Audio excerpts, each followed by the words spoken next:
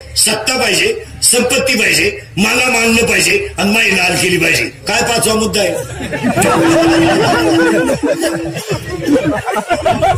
काय आहे काय त्याच्यात? एवढे गाण्याला भोंगे बांगू बोंबलं निघायचं फक्त पाचच गोष्टीसाठी, चारच. एक, सत्ता पाहिजे. दोन, संपत्ती पाहिजे. तीन, मला मानलं पाहिजे आणि माझीच लाल केली पाहिजे. चौथा आहे काय त्याच्यात? माझाच गुलाल घ्या पण माझीच लाल करा. काय आहे त्याच्यात महाराज? समाज फक्त वापरून घेतला आणि सोडून दिला. महाराज काय मिळालं समाज येते नशिबात? हे 18 ते 22 पोरं सीझन पुरते वापरून घेतले, सोडून दिले. त्याला बायका मिळालं, मेले 17च्या झटकू मायरी कुठे भोंगे बांधे बसले. आता बायका मिळालं काय? 35 झाले, रेंज गेली काहींचे. व्हायरस आला काही पाहून जुडीदारांचे ऑपरेशन झाले आघाडी तासाच. 42 पोरी पाहिल्या, एका पोऱ्यानं नाही पसंत केलं. त्याला एक माझ्यासारखं भेटला, मला मिळेल ती करून टाक. त्याने पोरगी पसंत केली, पण त्या पोरीच्या आईना नवरदेव पाहिला. ती म्हणली भिकाऱ्याला पोर दिन पण यायला द्यायची नाही. का द्यायची नाही? तर हा पाहिला, मला पाहिला आलता. काय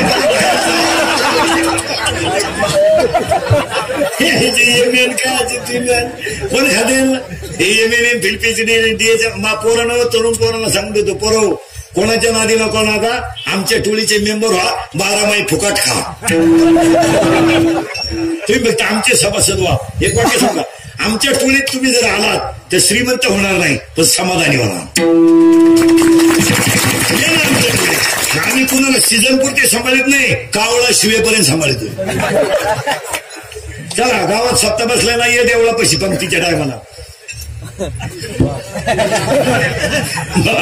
काय हे बाकीचे तुम्हाला 2-4 दिवस वापरून घेतील.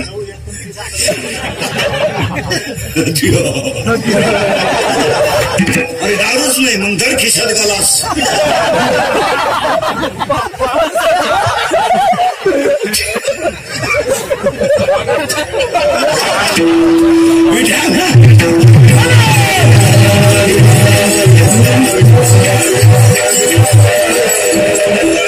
पिसाऱ्यावर कितीही सुंदर डोळा असला, वाक्य लिहून घ्यायचं बरं का, इंद्रिकेची वाक्य. मोराच्या पिसाऱ्यावर कितीही सुंदर डोळा असला तर मोर त्याने कधी पाहू शकत नाही. तुम्ही किती श्रीमंत असा, भजनाच्या ताकदीशिवाय तुम्ही मोठे होऊ शकत नाही. हो, मला उत्तर द्या तरुण पोरं, गुचिडाला दूध आवडत नाही का गुचिडाला दूध आहे याचं ज्ञान नाही? ज्ञान नाही. जर त्याला तेवढा पर्वत वाढला ना, मालकाला जगू देणार नाही ती, पण ज्ञानच नाही. पण खानदान गेली त्याची. हायच टिकटॉक मारलं का मिळाला, 15 दिवस झाले का आला. गुचिडाची खानदान गेली का? गुचिडाला जर ज्ञान नसतं तर ते चिटकून मेलं नसतं. तुम्हाला मला जर ज्ञान असतं तर तुम्ही दुसऱ्यांच्या 17च्या झटकून जगले नसते, तुम्ही आमच्या टोळीचे मेंबर झाले असते. हे 96 कोळी खानदान रक्त आहे. हे कोणाची चपटी पिऊन कोणाच्या मागे बोंबलं झिंडणार रक्त नाही. हे मोडेल पण वाकणार नाही असं रक्त आहे. हे ध्यानात ठेवा. हे बुटाची पॉलिश करून जगणार रक्त आहे, बुट साठवून जगणार रक्त नाही. करा बुटाची पॉलिश, करा बुटाची पॉलिश करा उद्यापासून. तुम्हाला बुट आणून 10 रुपये दे, 10 रुपये दे, आणून देतो. बुट ठेव, पैसे आणून दे. आपण आभार का बरं येत? कोणीतरी आपल्याला चपटी बाजायची, मग आपण घर बोंबलं ते द्यायचं. इतके निघालेत का आपण? कोणीतरी 90 द्यायची, मग आपण लग्नात नाचायची. इतके नालायक आहेत का आपण? वाघ फाडला होता संभाजीनं, वाघ. हे शिवाजी संभाजीचा आईलाबाई होळकरच्या दासीच्या राणीचं बाजीप्रभू देशपांड्याच्या विचाराचं रक्त आहे. इथं वेळा वेळ बोलवणारं रक्त हे, आणि 13 दिवस दगडाची टाप नाही झाली, गाथा बुडवायची, ते रक्त आहे. हे काय आभार का बरे? कोणीतरी आपल्याला चपटी बांधायची, मग आपण कोणाचे बोर्ड बांधित बसायचं, बिन भाकरीचं बोंबलं तिंडायचं. आपल्याला काय मटण मिटण मिळत नाही का? काय आणि रोजांचा या खावकडे खाय 1000 रुपये रोज किंवा 500 रुपयाचा नुसता बोकडा खाय. पण फुगीर जगायला शिका. भंगार भुंगार जगू नका. पहिला मुद्दा भाकरी आहे. दुसरा मुद्दा घेण्याचं कारण घ्यावाच लागतो. तिसरा मुद्दा चिंता बिंता करायची नाही. कटीवर हाते विटेवर बाई, तो जगाचा बाप आहे, तो ठरेल काय करायचं ते. आपण छाताड जोडून मारायचं नाही. आपण बांधला बंगला, आपल्या बापाला जमलं नाही. आता याच्या बापाला जर जमलं नसतं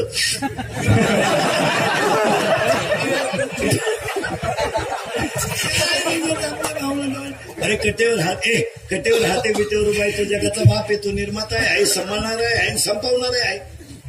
त्याला काय त्याचं तो ठरेल, त्याला राजाचा रंगही करू शकतो रंकाचा.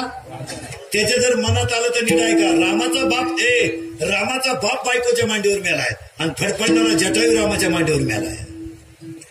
तुम्ही त्याचं काय करू नसते. फडफडणारा जटायू रामाच्या मांडीवर आणि रामाचा बाप बायकोच्या मांडीवर. उलट ऐका, रामाचा बाप बायकोच्या मांडीवर आणि रामाची बायको पळवणार रामाजवळ. आता काय बोलायचं, दशरथ मेला कौशल्याच्या मांडीवर आणि रावण मेला रामाच्या जवळ.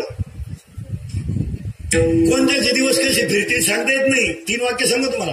खिशातला पैसा, अंगातली ताकद आणि मिळालेला वेळ जो बोगस घालवतो तो राक्षस. अंगातली ताकद योग्य ठिकाणी वापरा, पखवाद वाजवायला वापरा, कीर्तन करायला वापरा, पुस्तकं वाचायला वापरा, काळ्या आईची सेवा करायला वापरा, गोठ्यातली गायिकाची सेवा करायला वापरा आणि जन्मदात्या आईची सेवा करायला वापरा. लय अंगात ताकद आहे ना तुमच्या, लय घामेंड ना, बांध खोद घरच्या घरी. घर ना इयर खोद ना.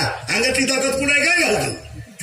अंगातली ताकद काळ्या आईची सेवा करायला घालवा, गोठ्यातल्या गायीची सेवा करायला घालवा, गरीबावर उपकार करण्यासाठी घालवा, पुस्तक वाचण्यासाठी घालव ना. अंगातली तर मोटरसायकलवर चालला कुत्र्याला घालतो.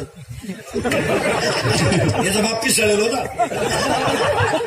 कुणीकडे ताकद वाया घालतो, कुत्र्याला घालतो. ते कुत्र म्हणलं अजून मागच्या जन्माची खोंद धरली. कशाला कुठं वाया का घालतो. अंगातला पैसा, अंगातली ताकद चांगल्या ठिकाणी घालवा. 51 वर्ष जगले पण छत्रपती ठरले, 22 वर्ष जगले पण ज्ञानीयांचे राजे ठरले आणि 40 वर्ष जगले पण जगद्गुरु ठरले. 31 वर्ष जगले विवेकानंद पण इतिहास झाला. शिपाई समोर आला, शिपाईने समोर येऊन गालात असं सांगितलं, उद्या तुला सोळावर द्यायचंय. उद्या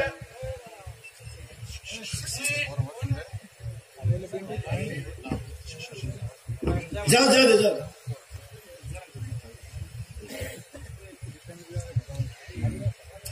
विठाला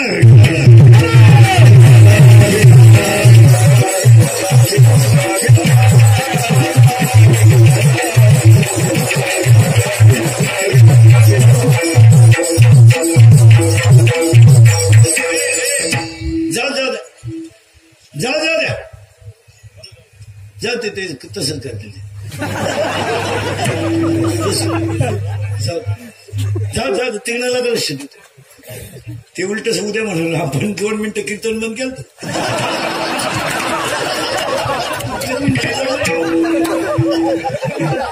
कीर्तन सुरू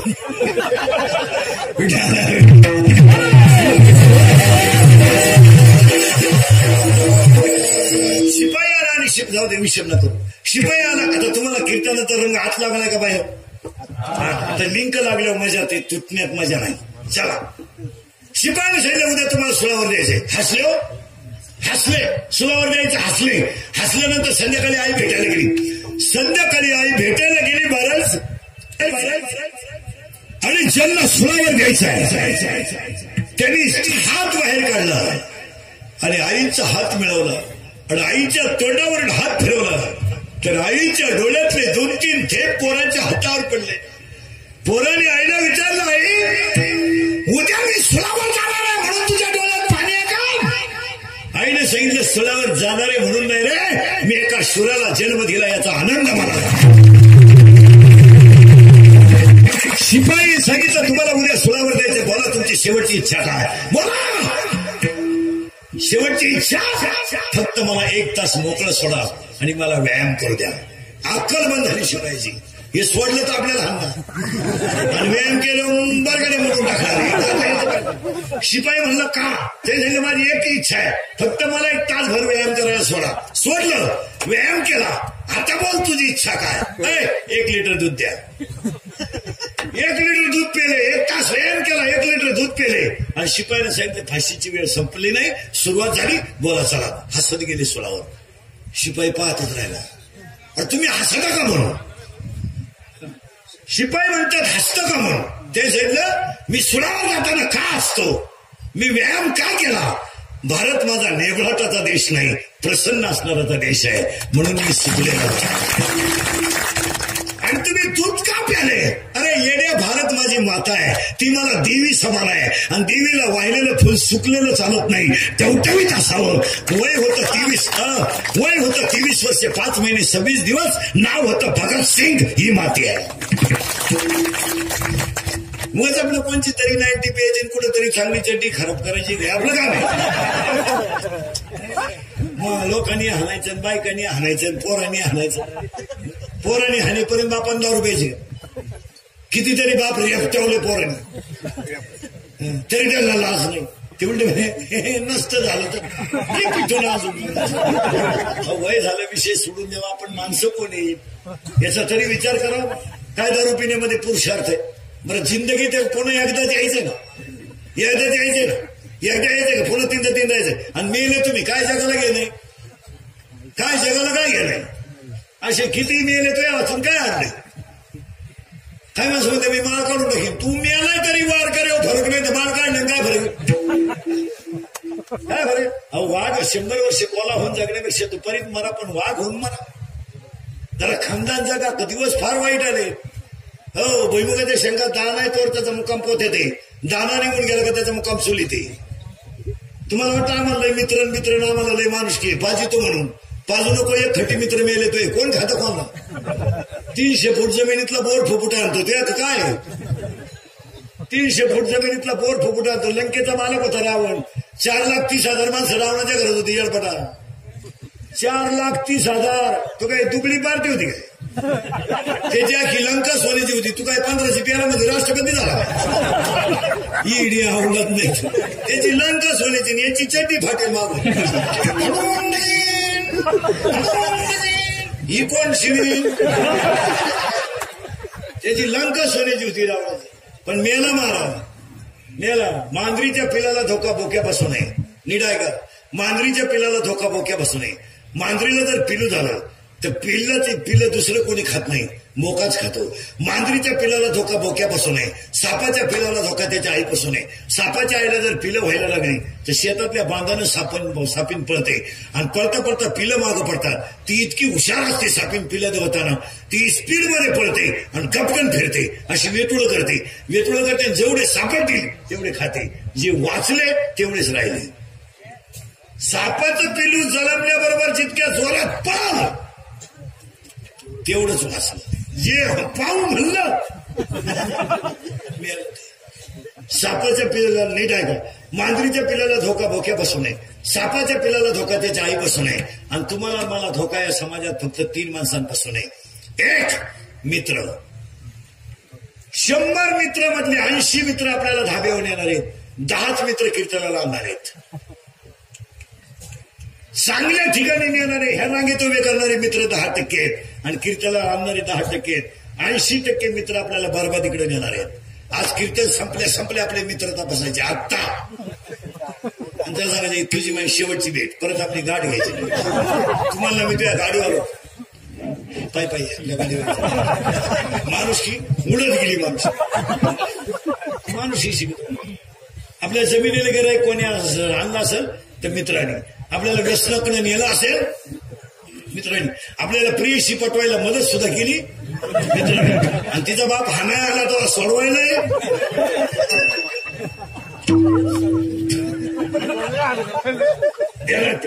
आपण बरबाद का व्हायचं? एका मिनिटात उदाहरण सांगतो. एकाच मिनिटात सांगू पटकन. संग मित्र किती वाईट आहेत एका मिनिटात. मित्र 1 आणि भाऊबंद 2. सगळ्यात दुश्मन भाऊबंद. बरं झालं निम्या मेले ते अवलादी. 1 मित्रापासून धोका, 2 भाऊबंद आणि 3 पाहुणे रावळे. उत्तर 4,30,000 माणसं रावणाच्या घरात होती. रावणाची पार्टी दुबळी नव्हती. रावणाला इंद्रजित नावाचा मुलगा होता. लिहून घ्या उदाहरण मोबाईलमध्ये आणि रोज ऐका. आपल्या घरातलं उदाहरण आहे तुमच्या माझ्या. हे इंद्रिकाचे कीर्तन आहे मला. हे काल सत्य, आज सत्य, उद्या सत्य. आपल्या तोंडातून वाक्य बाहेर पडेल ते कवाय करच. कानाला वाईट पण फेट, होईल त्रास पण गुण हमखास.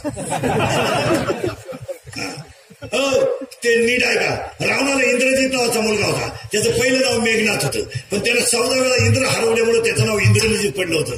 आणि इंद्रजित जर मेला तरच रावण मरेल हे त्याच्या चुलत्याला माहित होतं. चुलता म्हणजे बापाचा भाऊ ना आज्याचा पोऱ्या फोडून सांगितलं म्हणजे बरं चुलते जवळजवळ मेले ते सगळे पिकअपच पलटी झाली.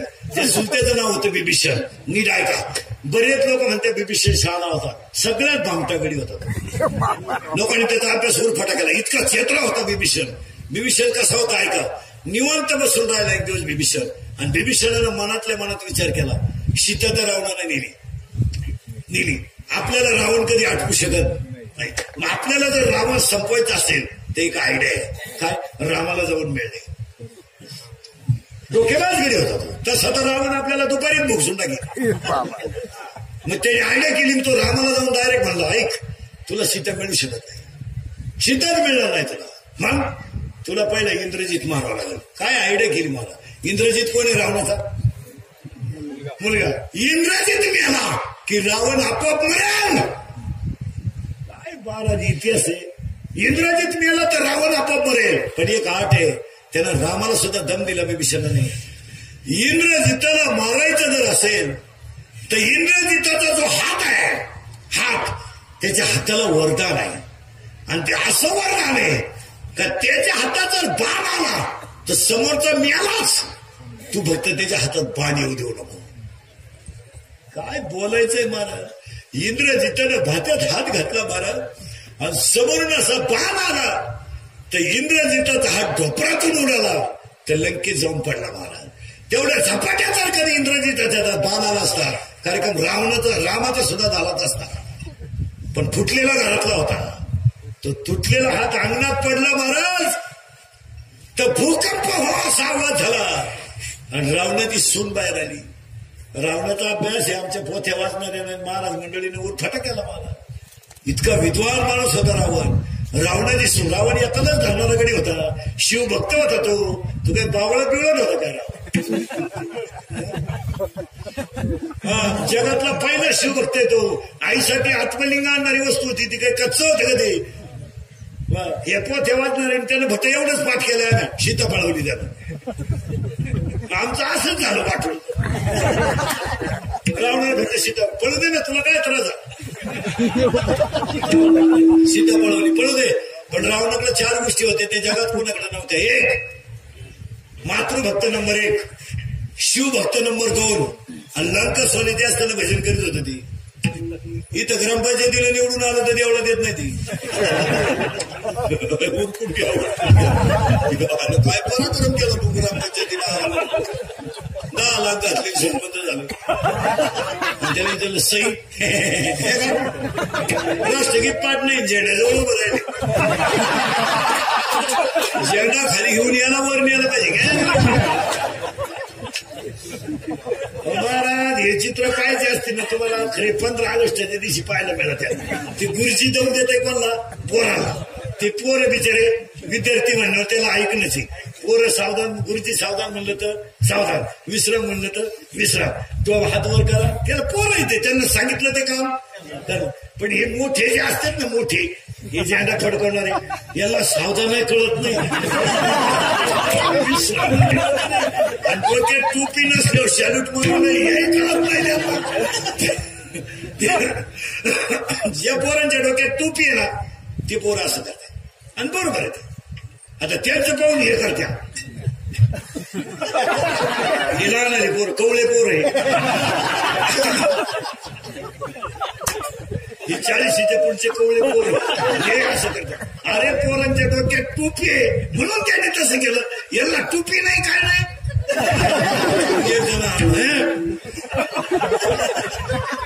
वाईट दिवस आणि यांनी 4थीच्या पोरांना इंग्रजांची भाषणं सांगायची. हे 15 ऑगस्ट 26 जानेवारीला भाषण करणारी पुढे लोक ध्यानात ठेवा. तुम्ही फक्त अगोदर गोळ्या वाटा, नंतर भाषण करा, मग कळून तुम्हाला भाषण काय. पोरं भाषणाला गुंतले कशामुळं, गोळ्यामुळं. अगोदर गोळ्या वाटा तुम्हाला एकट्याला झेंडा फडकवतो. पोरांना काय इंग्रजी येऊन यायचं काय. 15 ऑगस्ट ऑगस्ट 26 जानेवारी हा लहान पोरांचा आनंदाचा उत्सव आहे. सुट्टी मिळते वा पोरं पा लवकर उठणार, पोराला उठावं लागत त्या दिवशी. नाही उठवणार, आंघोळ बिंघोळ करणार, कपडे चांगले घालणार, बेल्ट लावणार, त्यांना चहाचं जेवणाचं काय नाही, पटकन सगळ्यांच्या अगोदर तो आनंद आहे त्यांना. वा वा, ते उठवायला लागत नाही, मस्त कपडे बिडे घालून कोणी सोडवायला नसलं तर पारपांच्या संघ निघणार, बसणार गुरुजीच्या ग्राउंडच्या सगळ्यांच्या अगोदर ग्राउंड मध्ये हजर. 2-4 गोळ्या, गोळ्या हा विषय नाही त्याचा, त्याला तो आनंद वाटतो. मस्त ग्राउंड मध्ये बसणार, उड्या बिड्या हाणणार, पोरांचे ते त्याला उठवाय लागत नाही, हजर. जेवण नसलं तरी चालतंय, ती झेंडावंदन झाल्यावर जेवायला जाते, त्यांना आनंद वाटतो. यांना भाषण नाही, आणि यांनी त्यांना इंग्रजांच्या गप्पा सांगायच्या. त्यांच्या डोक्यात इंग्रज आहे का, डोक्यात गोळ्या वाटून घर गाठवा. यांनी म्हणायचं इंग्रजांनी फार दिवस आपल्याला लुटलं, ते पोरं म्हणले लुटू दे, पण तू गोळ्या देऊन टाक, काय करायचं तू इंग्रज कर, आम्हाला नाही वेळ. मग पोरांकडे एक आयडिया मारा, भाषण लवकर उरका म्हणून पोरं टाळ्या. आपल्याला वाटतं भाषण आवडलं. काही मध्य पाहावं लागतं. मुलाच्या आनंदात मोठ्या माणसांनी विरजन घालू नये, त्यांना तो आनंद आहे. आणि त्यांना भाषण ऐकायचा मूड नाही, त्यांना पोरांची भाषणं ऐकायला मजा वाटते. विद्यार्थी जेव्हा विद्यार्थ्यासमोर भाषण करतो ना, तेव्हा पोरांना ऐकायला मजा वाटते. आणि आपल्या वर्गातल्या पोरांचं भाषण बरं का बारीक ऐकत येते, म्हणजे त्यांना वर्षभर चुकलं विकलं म्हणायला ते बरं. मोठ्यांच्या भाषणाची त्यांना काय घेत, मोठ्यांची भाषणं कोण ऐकत भाऊ, ज्यांना काम नाही. इंग्रज गेल्यापासून भाषण ऐकत येत, परत इंग्रजी यायची वेळ आहे. आणि भाषण ऐकायची तरी काय, त्यांना जमलं नाही ते आम्ही केलं, आम्हाला जमलं नाही ते लोक म्हणजे जमू नाही त्यांना जमू.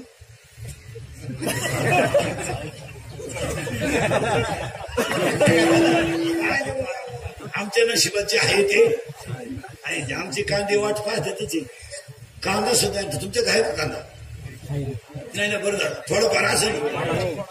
कांदेवाल्यांचा कसा कार्यक्रम झाला यंदा, असा पोचलाय तो कांदा, त्याला कुठून ताकद आली काय. बरं त्यानं 2 कोटी धरल्यात, उपसा नाही मी उचला नाही मी.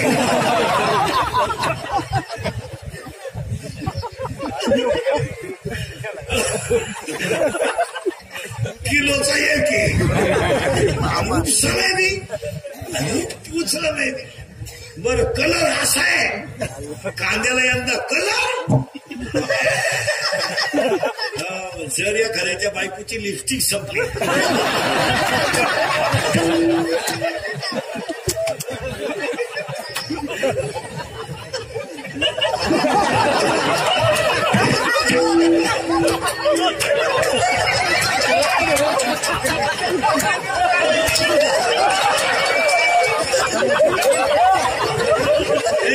लिपस्टिक कुठे लावते रे, लिपस्टिक कुठे लावते. तिला जर कांद्याचं टाळ फलदरीची ठेवलं ना तरी 2-3 दिवस निघते. काही सोपी नाही आणि पोरं सोपी नाही. एका पोरला गुरुजीने प्रश्न विचारला 52 गावांची नावं सांग, ते कार्टे म्हणलं 40 गावात बारामती.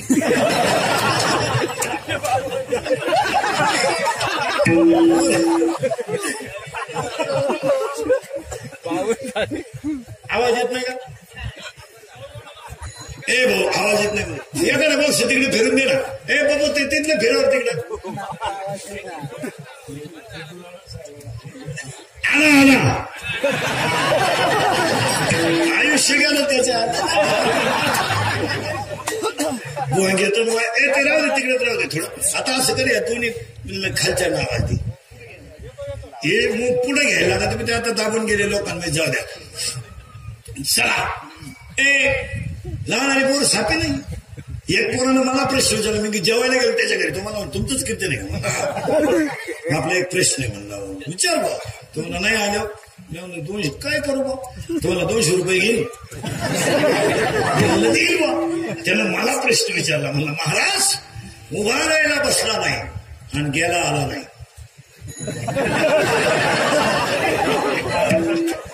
आपली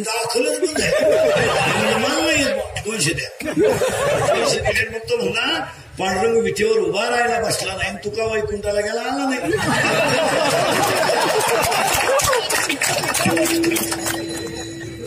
पोर साधी नाही एक पोरग शाळेत बडबड करते त्याला कुठे साहेब उठ कुणाला तू कोणाचा संघाय नाही. गुरुजी त्याला म्हणले तुझा जन्मदिवस काय ते कार्ट म्हणलं गुरुवा ते कार्ट गुरुजीला म्हणलं तुमचा गुरुजी म्हणले रे वा तो म्हणलं खोटं बोलत काय रविवारी सुट्टी राहते.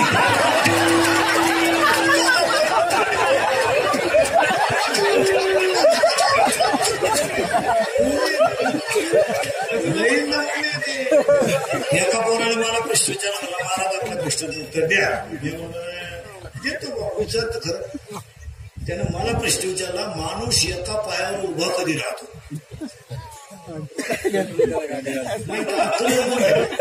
मी म्हणलं मला येतो साधं कळत नाही का चड्डीने असताना.